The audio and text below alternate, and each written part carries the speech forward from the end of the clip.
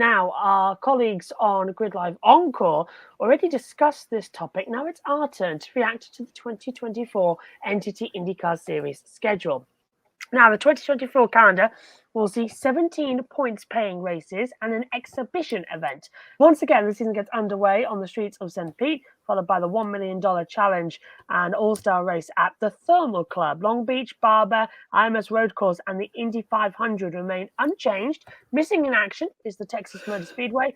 No mile-and-a-half track will be on the schedule, and only one super speedway and 3 short ovals. Detroit and Road America remain on the schedule. Laguna Seca is no longer the season final, moving to June 23rd. Then we have Mid-Ohio, followed by the Iowa doubleheader, which will see the Saturday show become a night race. Yay for Europeans.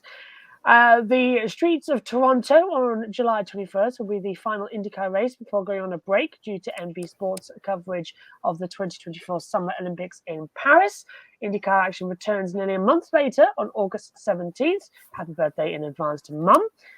For the return of the night race at Gateway, 2 night oval races in 2024. Brilliant.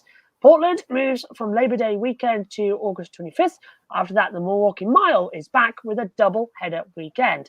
Now, as previously announced, the 2024 season will end on a revised layout of the streets of Nashville. Ben, Brandon, and Jackson were very critical of the new schedule on Grid Live Encore, and the graphic courtesy there of IndyCar themselves. Are you guys also feeling unimpressed with that schedule? Yeah, I have to agree with that, guys on the Grid Encore team. Yeah, looking at that schedule. It's really hard to get excited about that, because I know, like, for last handful of years or so, the schedule has really become stale. It's like the same old. We're not going to different tracks. It would be nice to be able to rotate tracks, and with the way the schedule is laid out, you have gaps. That's why I don't understand why IndyCar didn't start the season, with their all-star race, kind of, like in NASCAR when you have the Busch Light Clash at the beginning of the season, or if you see in other sports, they'll have their all-star game in the middle of the season, or after a handful of events, not even the midway point yet, or like the NFL had always did with the Pro Bowl at the very end of the season. I think that would be more reasonable for you to have your $1 million challenge and all-star race. It's kind of strange to me, as as we're looking at the schedule right here, that you're going to have the season opener at St. Pete, and then you have your exhibition race, non-points paying event, and then you come back on the streets of Long Beach with your second points paying event. So, and then you have a large gap there, and there's nothing you can really do about the Summer Olympic Games. That's obviously going to be the number one priority for NBC Sports, and rightfully so. But still for IndyCar, it has to be frustrating, to have that gap. So I guess we can call that the IndyCar summer break there, that are going to be out of action for almost an entire month. Really glad to see the Milwaukee Mile back on the schedule, especially a doubleheader race weekend. So we get an additional oval race there.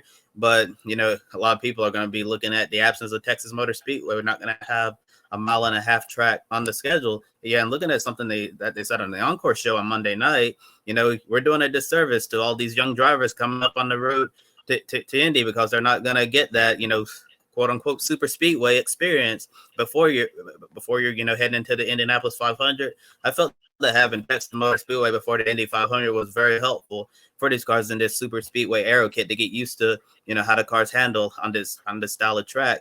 And outside of the Indy 500, if we're just going to short ovals, that's all great and all, but if you want to really prepare those guys, to compete in the greatest spectacle of racing, I think it's very important that you really need to have them getting some experience on those mile and a half and those bigger tracks. So yeah, really disappointing to see Texas Motor Speedway fall off the schedule. Yes, I agree, Kobe, with what you said there, and agree with what Ben, Brandon, and Jackson said on Monday. It's just a bit flat, isn't it? I mean, Milwaukee coming back is good. The second Indy Grand Prix going away is kind of good, because I don't like. I mean, we have it in British touring cars here where we would go to the same track twice in a year. Like we went to Thruxton a couple of times a few years ago in British touring cars. I was like, oh, we're going to Thruxton again. Why can't we go somewhere different? But there's so many holes in this that we could pick through. I don't like double headers.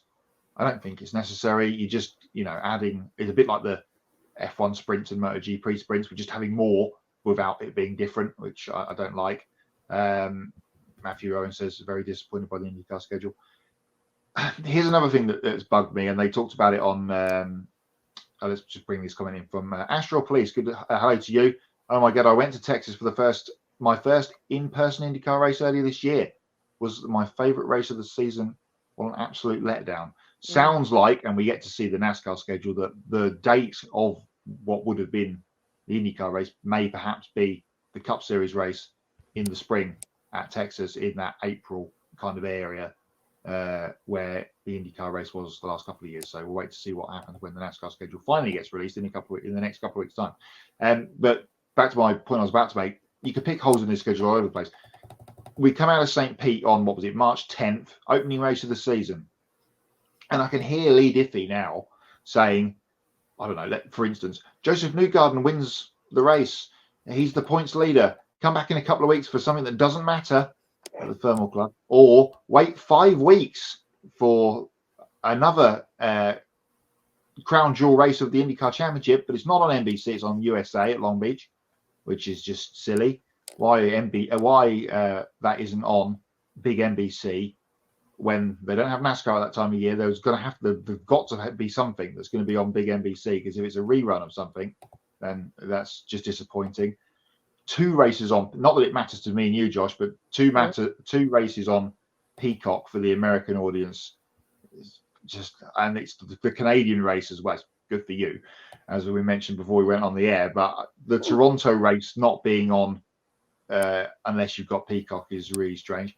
It's a letdown and rumours that the Argentina may still be added. I personally want to see points races, not non-points events. Yes, I agree, Joe. We talked about this a couple of weeks ago when we had the Thermal Club announcement that the Argentina thing may or may not happen, but it's not on that list. So is it happening or not? I guess we'll find out over the next little while.